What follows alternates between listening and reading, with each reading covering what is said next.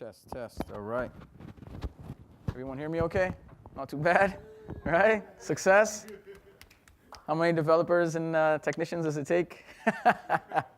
So I have a very, very early build of Windows 10 that has been built on top of over this entire time. So it was an issue that came out originally when Windows 10 first came out with duplicating slides or duplicating monitors. So I think it's back related to that.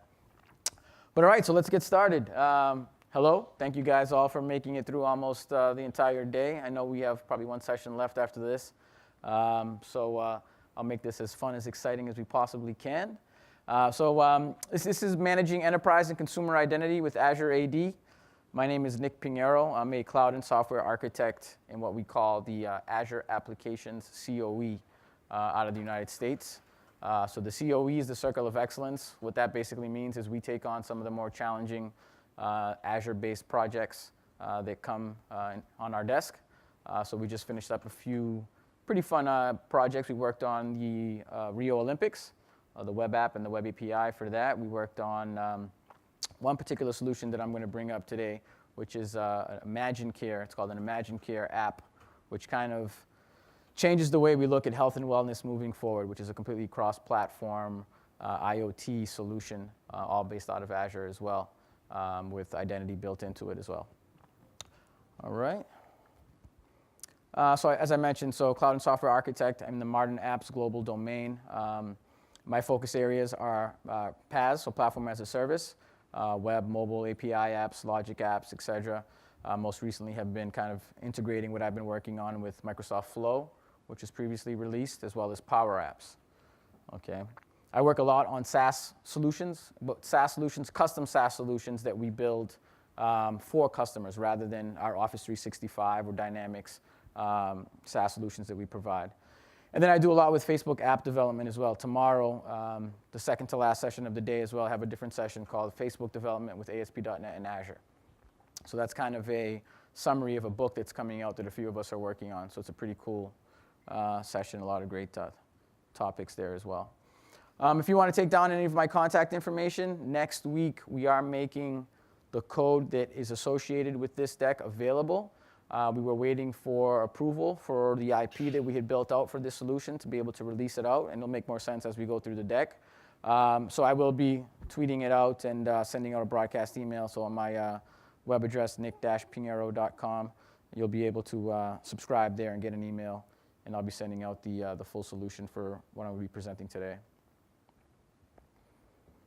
So the session objectives, I kind of want to keep it, we'll kind of get a sense of how much experience everyone has with Azure AD and identity and social identity, but want to keep it kind of a level of 200 or so. We'll be comparing and contrasting the various Azure AD service offerings, free, basic, premium, Azure B2B, and B2C. Learn how to provide enterprise and consumer identity management at no additional cost, and learn how to secure your applications and APIs with Azure Active Directory. When we say at no additional cost, it's really where you're going to be starting out and you're going to be looking to build dev test scenarios for these larger solutions and how you can get started without consuming a lot of Azure resources and obviously a cost to it. So again, the agenda, high-level overview of Microsoft Azure for those who might not be as up to speed on Azure, overview of Azure AD. We'll then go into that little deeper dive into the comparison between each one of the service offerings that we just mentioned, free, basic, premium, B2B, and B2C.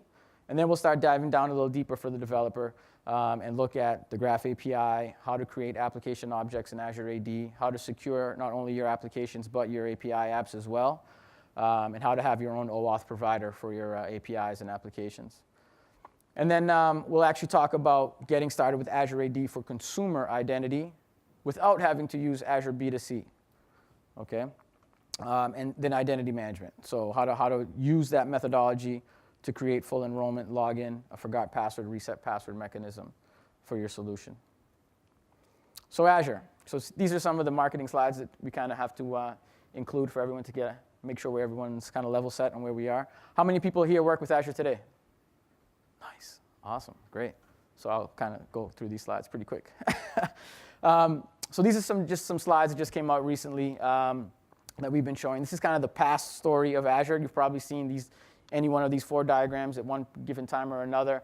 I think we started off here, went up to there, and now pretty much this is what you see a lot of, which is the full kind of service offering that Azure provides. And now what we're really doing is kind of moving towards framing it more as a digital transformation for your organization, right? Engaging your customers, empowering your employees, transforming your products, optimizing your operations. I mean, Azure has such a large depth and breadth of service offerings that it's difficult to just give you an overview of Azure in one session, right? So it's more kind of thinking about it differently and how is this of value to your organization, of value to your customers, of value to transforming your products and your solutions moving forward. All right. Some pretty cool statistics that just came out recently. So there are 1 million devices per hour coming online by 2020 that are using Azure in any which way, shape, or form as a backend or whatever the case may be. The 12-year average of all S&P 500 corporations by 2020 will be on Azure, and 60% of computing in the public cloud by 2025. That's pretty amazing. So 60% of all computing will be in the public cloud by 2025, so less than 10 years from now. So in line with that new kind of angle that we are providing these overviews of Azure, it really lies on 4 pillars, right? So application innovation, data intelligence, openness and flexibility, and trust and protecting your business. So everything that we will talk about today will tie back to one of these 4 pillars in one way, shape, or form. So overview of Azure AD. So everyone's working with Azure pretty much in the room. How about Azure AD specifically? Cool. So everyone else is pretty much using Azure App Service, maybe web apps, maybe some API apps, pretty normal. Okay, excellent. So Azure AD, as you know, is an identity provider. It's a comprehensive identity and access management cloud solution for your employees, partners, and customers. All right, so today we'll be talking about B2E, which is business to your enterprise, so the internal users. B2B, which is really just a matter of configuring your instance of your domain in an appropriate type of way. And B2C, which is a completely separate service offering, which allows you to have social identity built in, allows you to have all of your identity management tools generated for you where you can then go in and customize and then programmatically modify as well. So that's pretty cool. We'll see a little bit later on in the slide deck. We just released B2C with a large case study for Real Madrid with over 450 million fans that they have. So it's a really, really great case study, and it's live today. So you can download the Real Madrid app. You can hit the Real Madrid website, and you'll be using Azure B2C with full integration, Facebook, Google, Microsoft account, et cetera. So this slide here, is it really possible to keep up, right? So we have users, devices, apps, data. We have our our employees, business partners, customers. Is it really possible to be able to kind of manage all of this from one identity provider and secure and protect against all new threats with maximum productivity and integrate with everything that you have? So this is kind of where we're going to show exactly how you can do that moving forward and how you need to kind of re-envision or look at the way the applications and organizations have been kind of stood up in the past a little bit differently today. So this is just a quick overview of the enterprise mobility and security solution. Identity-driven, we have all types of enterprise mobility offerings, Intune, et cetera. So I won't go too deep into that. So identity at the core of enterprise. So this is kind of what we were talking about earlier. So obviously on the on-prem side, majority of every organization has Windows Server Active Directory stood up. If you have Office 365, you have Azure AD. A lot of people don't know that. Everyone probably here probably does, which gives you leverage to really begin building solutions on Azure AD as an identity provider almost immediately. We'll look at some of the animations here. So as you can see in the middle, you have a single sign-on mechanism, self-service mechanism. The self-service mechanism is really what we're going to drill down into today. So you understand the difference of what's available to you in each one of the offerings, because that's really where the key differentiations are. Again, some pretty cool statistics just about Azure AD alone, not about Azure in general. 86% of all Fortune 500 companies on the Microsoft Cloud are using Azure AD. More than 9 million directories, more than 600 million user accounts, et cetera. I won't go too deep into this. But again, just some pretty cool info. So we'll start off with our comparison. The next slide's a pretty busy slide. so I'll summarize it for you, but this is what we show. So in the middle, we have our Azure Active Directory free offering with a limit of 500 objects. Pretty much your core Azure AD service offering. Azure AD Basic is really going to allow you to have the blue section here, where we have premium and basic features, which allows you that self-service password reset for cloud users and company branding. The company branding portion comes with premium. So with branding, you can change the logos, you can change the color and the scheme, you can apply CSS to it. That's available in premium. And then once you move up against to the next level with B2C, that's really where you get all the capabilities available to you, where you're able to stand up full social integration, add additional attributes in Azure, store the IDs from their third-party identity service providers. Okay. I'm going to run right by this one because we already talked about this a little bit. I don't want to waste too much time. We started a little bit late. So again, same idea. Thousands of apps, one identity. Okay. Just kind of goes to show how you can integrate your core Azure AD with the different SaaS offerings that are in the gallery today, single sign-on internally, and for your consumer-based applications and solutions as well. So I think this is the last of the marketing-based slides, and we'll start to get into the real meat of what we came to talk about today. Okay, single sign-on, we just mentioned that. All right. So everyone here actually has everyone created their own Azure AD directory? Pretty much? Anyone who has not? 1, 2, 3? Okay, so I'll go really quick through creating something or showing you what's already created that we will be making use of. Let's just close this out here.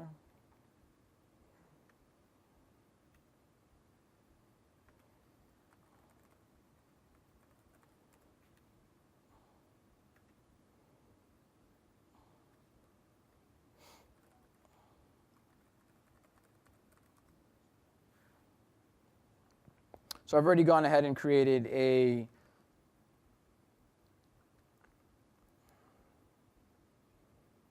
this is not my machine. 1 second. I'm just signing in the username.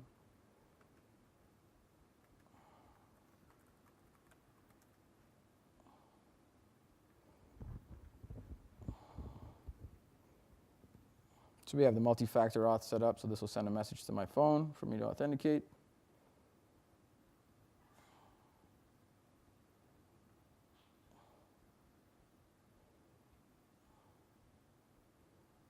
There we go.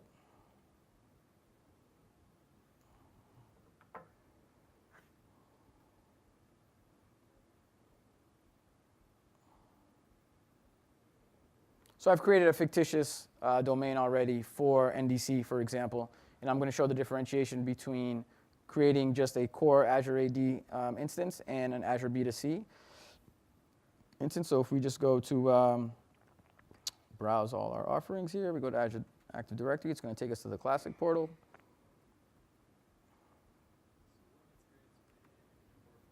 Say it again, I'm sorry.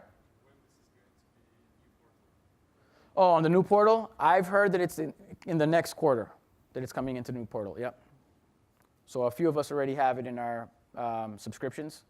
I actually could have it as well. You just basically send your subscription ID to the team that's working on it, and they power up the new one. So yeah, next quarter.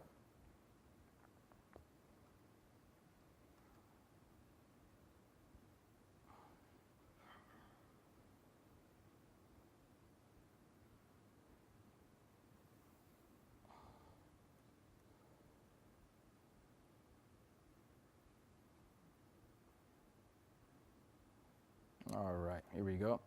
So here we see we have an NDC AD and we have an NDC B2C AD. So essentially, for those who haven't created an Azure AD instance before, it's extremely simple. Let's take this out. Let's go back here.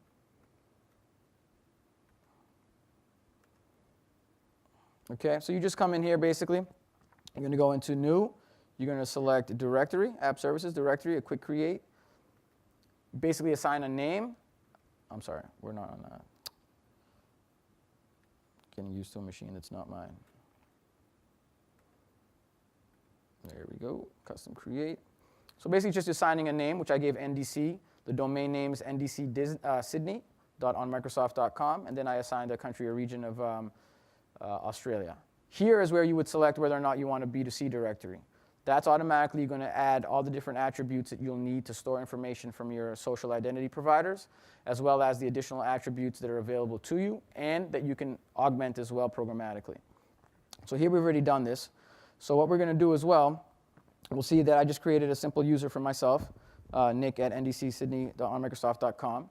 So what we're going to do is we'll take a look at, we'll take a look at the Graph Explorer, all right, to show you how you can, again, I had all these links stored on my machine, but let's see if I have them from ahead. Should be graphexplorer.cloudapp.net.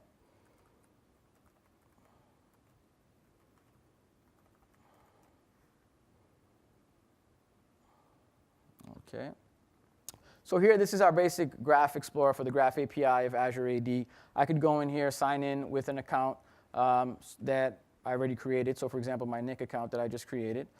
All right, and it's going to allow me to fully browse. So this is logging in because I'm already logged in with my niche pin account, but I'll use the demo company. Then I can just click here, and then I can go from here, for example, and look at the autocomplete options, and you can start drilling down into everything that you create right from the Graph Explorer. And this will really help you when it comes time to do programmatic calls using an HTTP client or whatever the case may be to see what actual data is there to validate that you're calling back the right amount of information. All right, so this is just a fictitious demo company that we have. You can see your users, your applications, service principals, devices, everything, contacts, whatever the case is. So here we look at applications. So we're going to create an application shortly. All right, we'll see the client IDs and the client secrets for those applications, set up OAuth, etc. So everything is here. All right, so this is at graphexplorer.cloudapp.net, and I have resources at the end of the deck that you'll be able to use as well, links for all of these. So with Azure B2B and B2C. So B2B is really just business to business, right? So it's just the ability of allowing other directories to tie into your directory. So you can do that all via the settings in Azure AD. There is no additional service that you have to sign on to or any additional costs you're going to consume on a monthly basis. It's really just going in, setting up those other directories that your partners have made you aware of that exist, and giving them access to resources that you have tied into your Azure AD instance. So that's essentially your B2B. There's really not much more than that. It's actually very simple. Again, so here's the same idea. So B2B cross-organization collaboration. I need to let my partners access my company's apps using their own credentials. Again, so this is all free with your Azure AD basic instance, and it's just really a matter of how you go about setting it up. The documentation's here at the end as well in terms of your documentation that you need to set that up for you.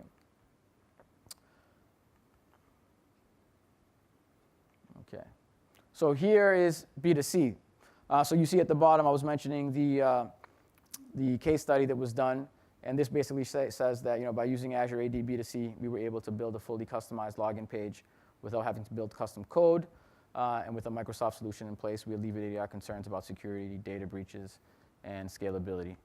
So has anyone used B2C at all as of yet? Try to. Or any issues you had? Multi-tenancy. Okay. And we can talk about that towards the end. Anyone else? No? Okay. So B2C, again, where I showed you in the portal, it's basically just checking that checkbox. The creation time does take a little longer. All right, so I have my B2C instance here, my B2C domain, and I'm going to go into here, and we'll be able to look at the differentiation that we see between the two. All right, so that's my profile. All right, so we'll go into domains.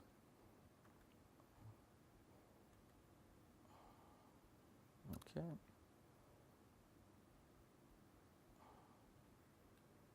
Okay, so here you can see you can begin to customize your branding. You can manage all settings from here. You manage your B2C settings. Bring that up. You can go in. Basically what you have to do is you have to go into each social provider, Facebook, LinkedIn, the Microsoft account, create an app in each one of those providers, grab your app ID, your app secret, come back into the portal, add each one in, and then essentially when you hit your Azure B2C login page, those are already going to be available to you. So that can be done within minutes. You don't really need anything additional than that. You don't have to bring up any of your applications. You don't need to set any additional security. That's already available to you. Okay, 1 second.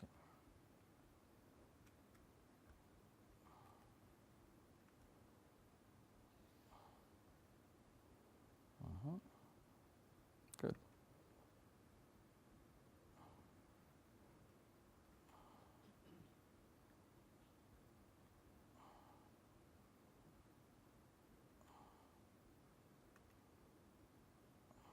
See if this will come up again this time. So basically, when you're going in to manage the B2C settings, it's essentially what I just mentioned. It's the ability of going in and tying in your B2C instance to all the other service providers. So here we go. Loading now.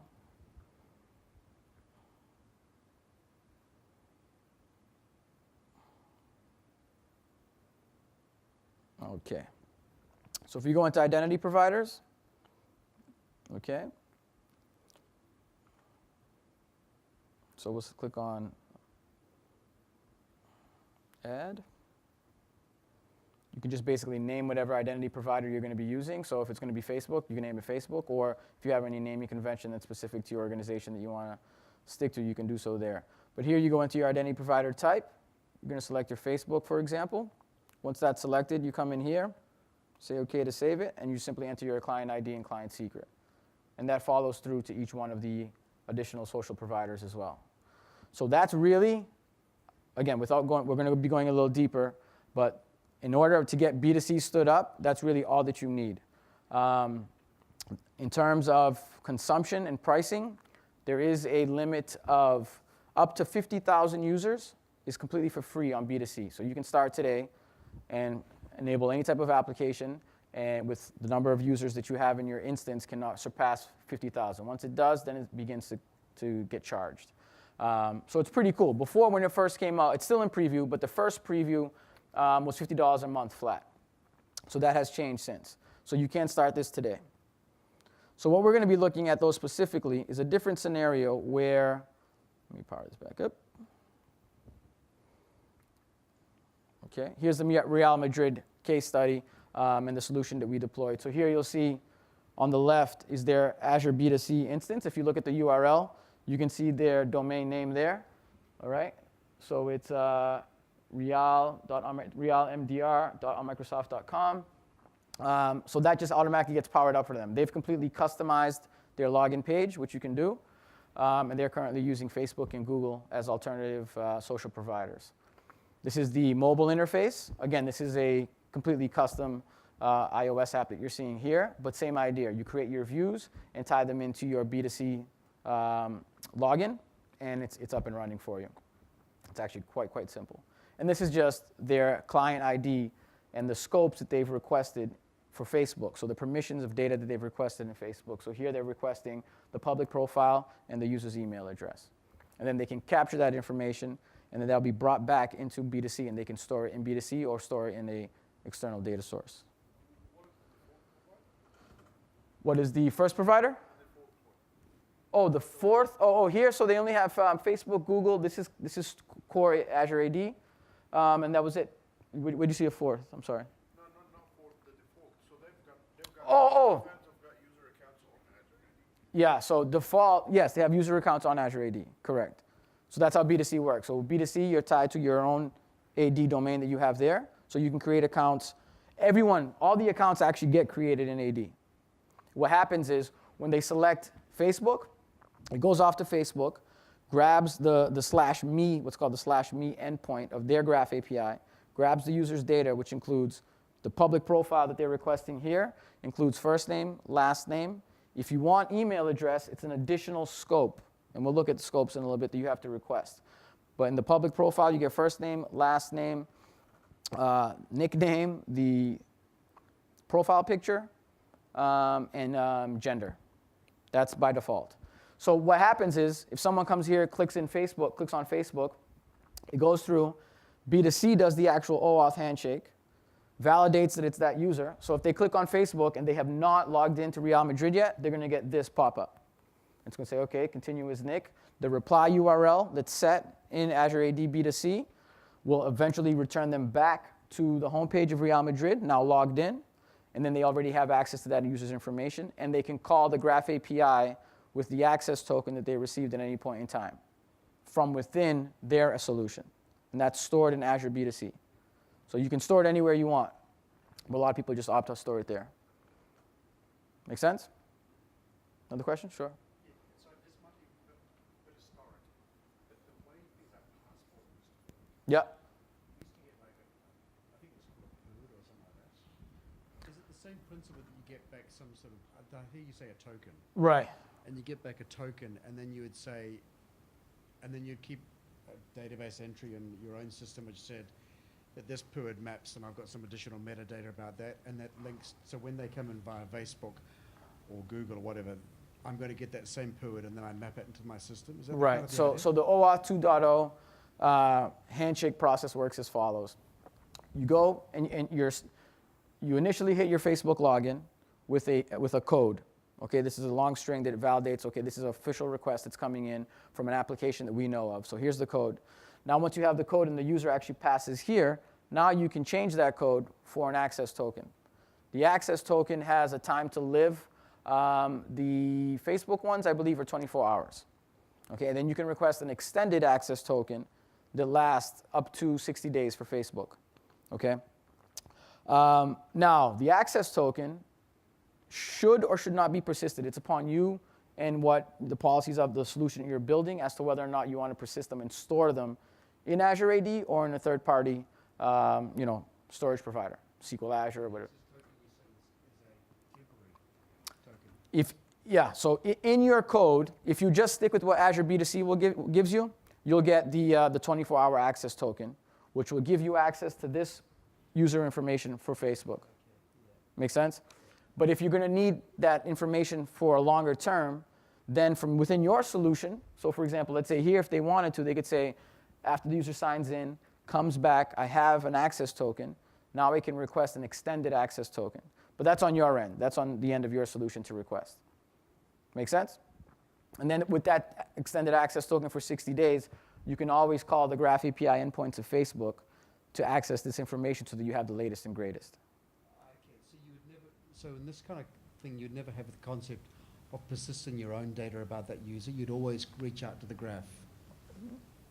It's up to the developer and the requirements of the solution. I personally, in mine, I do persist them for performance purposes. I do persist them, but then I also persist the last login date so that I check. So depending upon what the requirements call for, if it's, let's say, if it was, greater than a week from the last time that they logged in, I'll go back to Facebook and get the latest.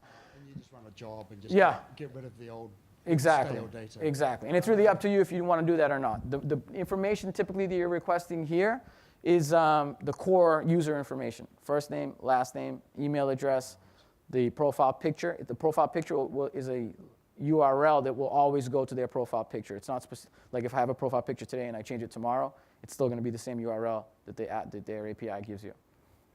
Yeah. You can still avoid Google and Facebook altogether and just go sign up direct. Right, you can. And that brings up an excellent question of the next topic we're going to get into. But yeah.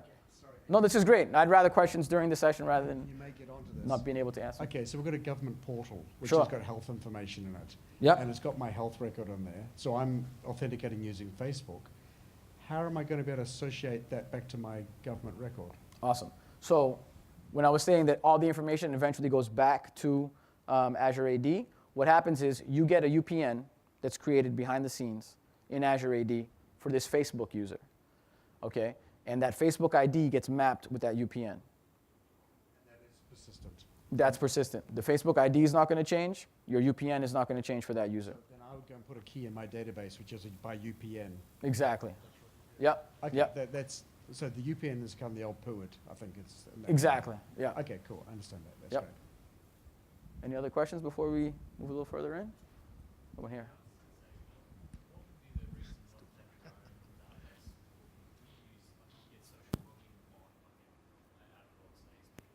Yep. Yep. Right. NuGet module, to implement that. So why would you put the authentication onto Azure AD as opposed to just putting it on your own app? It's a great question. And tomorrow there's also, I'm going to answer it, but there's also a session tomorrow that I'm doing that's specific to Facebook development and the options that you get within the Microsoft stack of technologies. So the main reason is cross-platform usage. So for example, if you spin up a new MVC application, right, and you go into the web config, put in the Facebook app ID, client ID and client secret there, that's great for that application. So here, everything is stored centrally. With Azure AD B2C, it's all centralized. So if you have a solution such as Real Madrid, where you have a web app, iOS mobile app, Android, Windows, and you're doing the same thing across the board, it's just talking back to B2C. So that scenario is great for that single application. This is more for a cross-platform solution.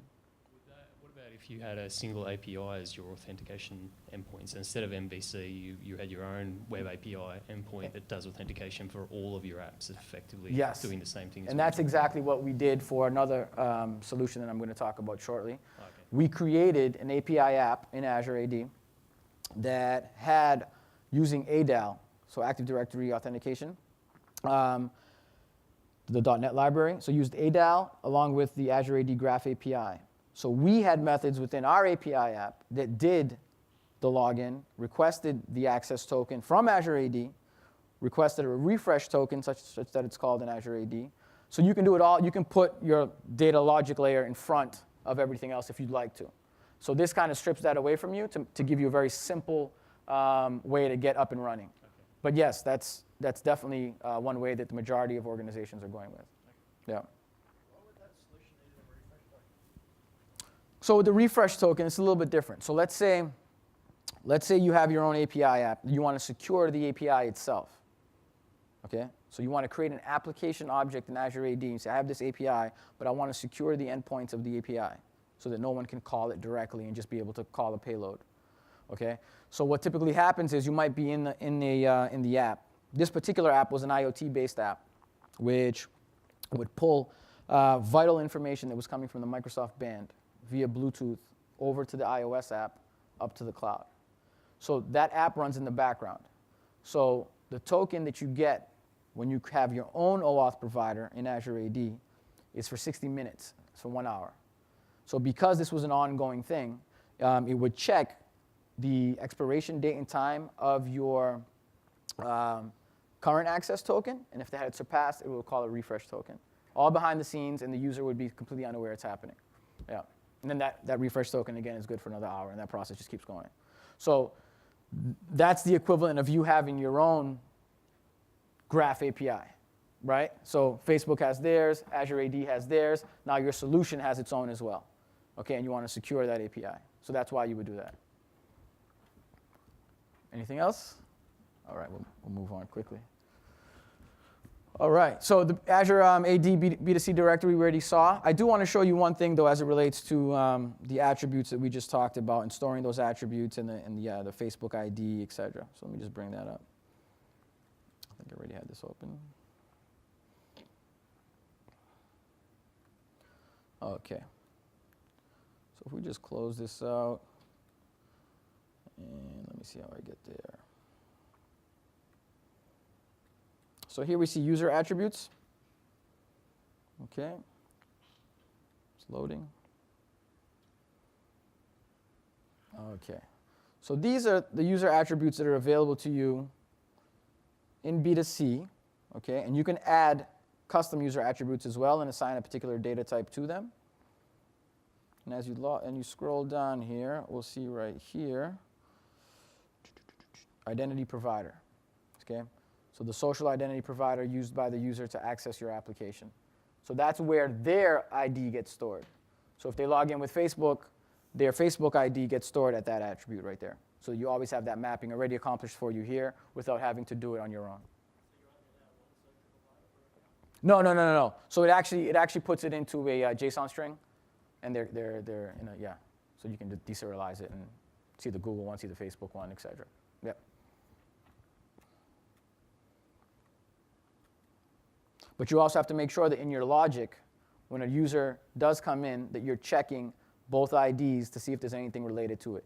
Typically, what you should really do is always associate any type of anything that's getting stored in relation to that user in your application should get tied to the Azure AD identifier. Yeah. Because that's your single source of truth for your solution. All right. Okay, so we'll zoom by these, see how we're doing on time. Got about another 5 minutes. All right, we'll go by here real quick. So what I wanted to talk about specifically that people tend to have an issue with in terms of getting started is the ability to create a consumer-ready solution with Azure AD for free, which you can do, but there is a little bit of customization that you have to implement for that. So the Azure AD Graph API, as we mentioned, provides programmatic access to Azure AD through REST endpoints. Applications can use the API to run all CRUD updates and CRUD operations. The Graph API supports the following common scenarios, but there's much, much more. Creating a user, getting a user's detailed properties, updating a user's properties, checking a user's group membership. This right here is a link to all the endpoints of the API and what you can do with it. Application objects. So within Azure AD, okay, one thing that we're going to do shortly is we're actually going to, and I'll start that up right now. We're going to create an application object in Azure AD that's representative of a new application that we're standing up, right? So if I go to my NDC domain, I'm going to navigate here to Applications, all right? And you'll see that what I did is I created another applet. By default, you get the Graph Explorer, which is what we've used, and the Office 365 management. And then I added a third, which is a web app that we have available on GitHub, which provides all the CRUD operations and all the Graph API endpoint functionality for you, and ready to go. And that's in my resources slide towards the end that you'll be able to use. So I came in here and I said, okay, this is going to be running from Visual Studio, so it's going to be localhost. So I'm going to configure it with a localhost URL. All right, so my sign-on URL is localhost with a port of 44322. Okay, that's my client ID that gets generated for it. There's my key. I just happen to create two keys, but you can just have one. All right, that's the app ID URI, where people are going to go. And then that's the reply URL. So after you authenticate, it's going to send you back to the reply URL. So this is where we talked about if you have an API that you want to secure down using the common .NET scenario of using authorized attributes, et cetera, in your methods.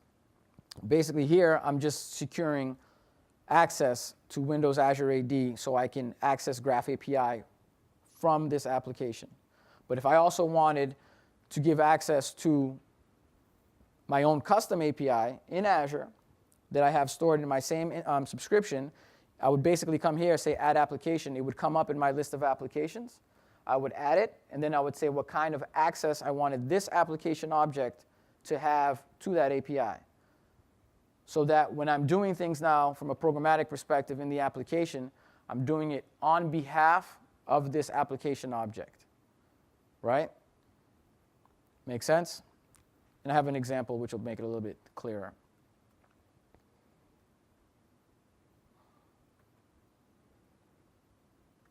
All right. So when you secure any type of application via an application object, you have two options. I'm going to move forward and move back real quick. So you can do a native app, which is essentially creating an OAuth provider, or you can do a core web app where it's just securing the entire web app, the full bounds of the web app. So anytime anyone hits that web app and they're not authenticated, they're going to get redirected to Azure AD login. It's going to reply URL, send them back. With the native API, with the native app setting, this right here is actually going to be you creating your own OAuth provider for your app. So it's the same scenario as if you were your own Facebook, and Facebook has their Graph API, and you need an access token to access that API. In this scenario, you're also going to have your own API in Azure. This application object is going to stand in front of that API, and whenever someone tries to hit an endpoint, it's automatically going to check if that access token is alive or not, and if they need a refresh token or whatever the case is, and then we'll give them access if they have access to that particular endpoint for whatever payload they're trying to call. Okay?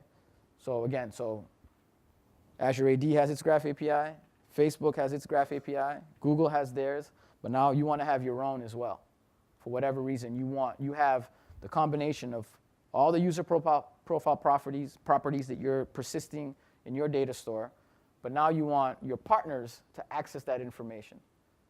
But they're doing it now through your API, which there was a question you had brought up, and then you're securing your API down there. Okay? And then holistically, you have a end-to-end solution where you have Azure AD B2C built in versus just having what he had mentioned, for example, why not just stand up an MVC application where I can secure it with Facebook, which is good, but it's just for that one application.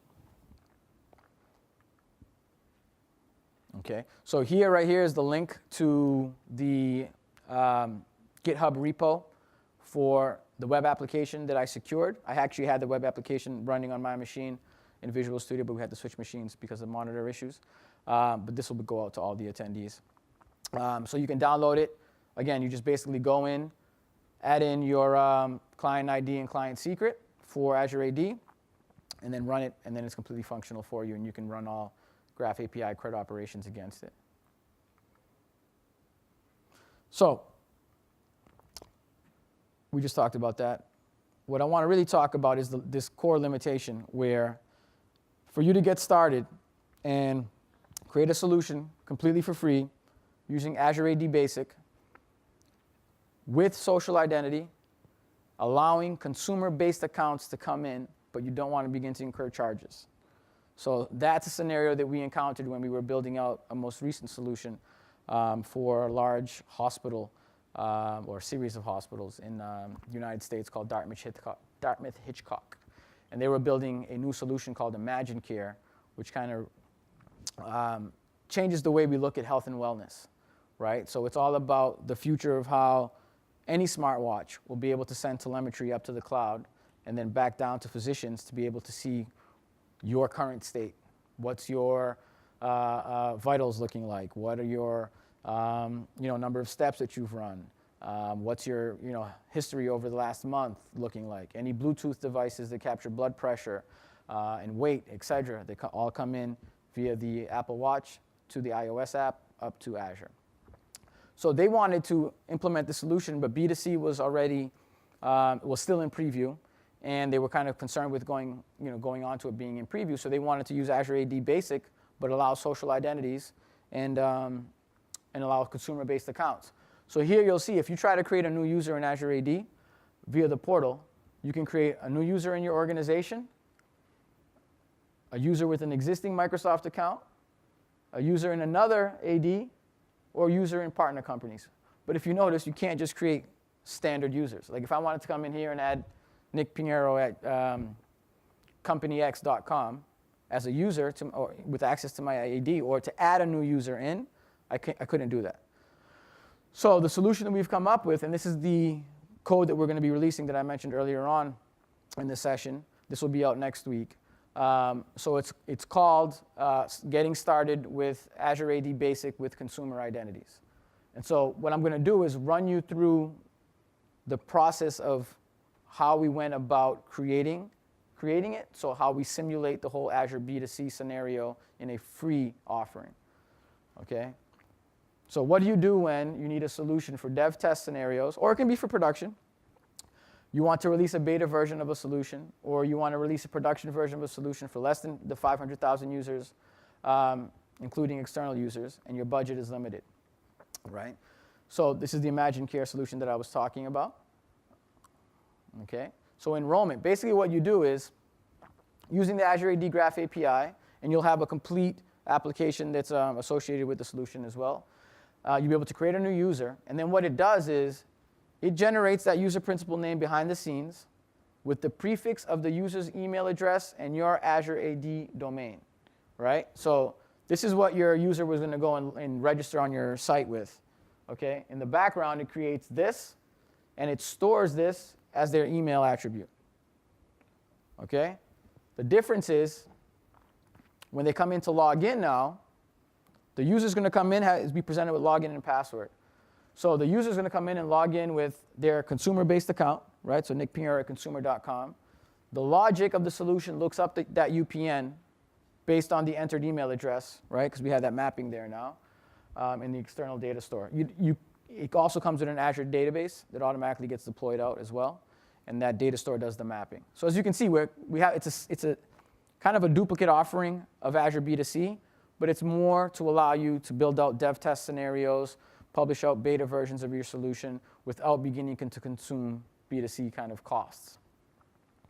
So using ADAL, you can get that access token that you're going to need if you're securing a API, and get the refresh token as well.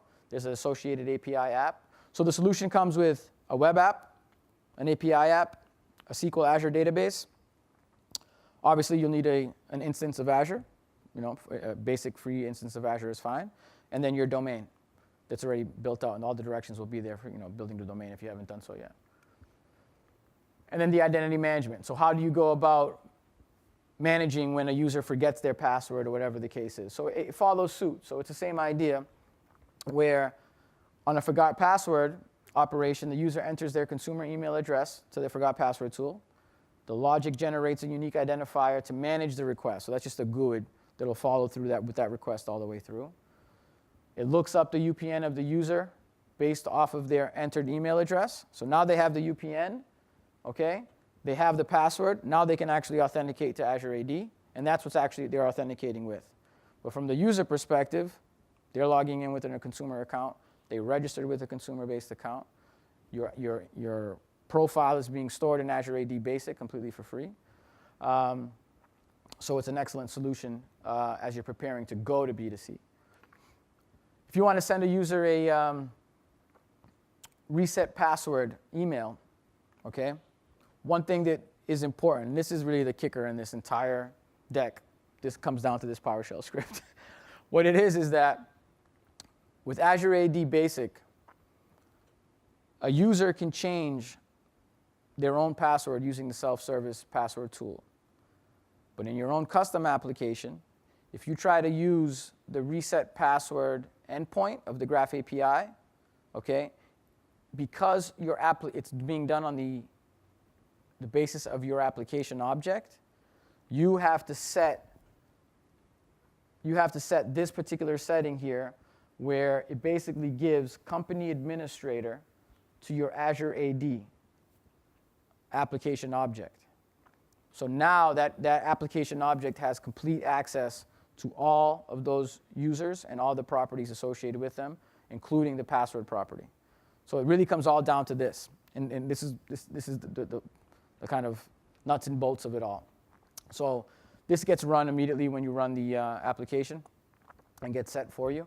But this is really the kicker. Just want to really focus in on that. Okay? And then here you can just basically create a view where the user can enter a new password if they just want to reset their password. So the prior scenario was a forgot password scenario. This is right here if they just want to reset the password. It's fine because they're going to be doing so as a logged in user. It's not a problem. All right? So this is that endpoint that I just brought up. And this is a patch that you have it's called in the solution, an HTTP patch.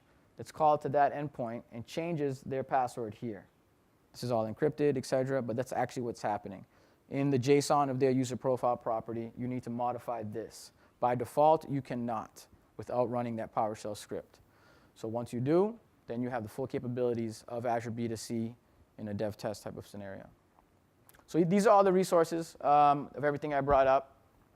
Here you have ADAL, you have the Graph API, Quick Start, all the different operations of the Graph API, the reset user password that I just showed, the HTTP patch for it, the full API catalog for a graph, and then here is the web app that we secured earlier on in the session, if you want to just get that down. That has all CRUD operations for Graph API, so you can get up and running with that and deploy that out if you want to, and it's a good management interface for internal usage. All right, so next week we're going to be releasing the code for this solution, for the consumer identity solution. So if anyone wants to get it, just follow me on Twitter, or if you subscribe to the website, I'll be sending out a broadcast email once that comes out next week. So as I said, we've already used it for a number of different scenarios to get people up and running, and it's a great kind of proof of concept for you to get prepared for going over to B2C. All right. Any additional questions? Anyone? Oh, we're running out of time? Okay, well, we had some good questions earlier, but. You're going to be around? Yeah, so I have another session tomorrow. It's called Facebook Development with ASP.NET and Microsoft Azure. That really dives deep into all the touch points of Azure and Facebook. So that's tomorrow at, I believe, at the same time. Yeah. All right, thank you, guys.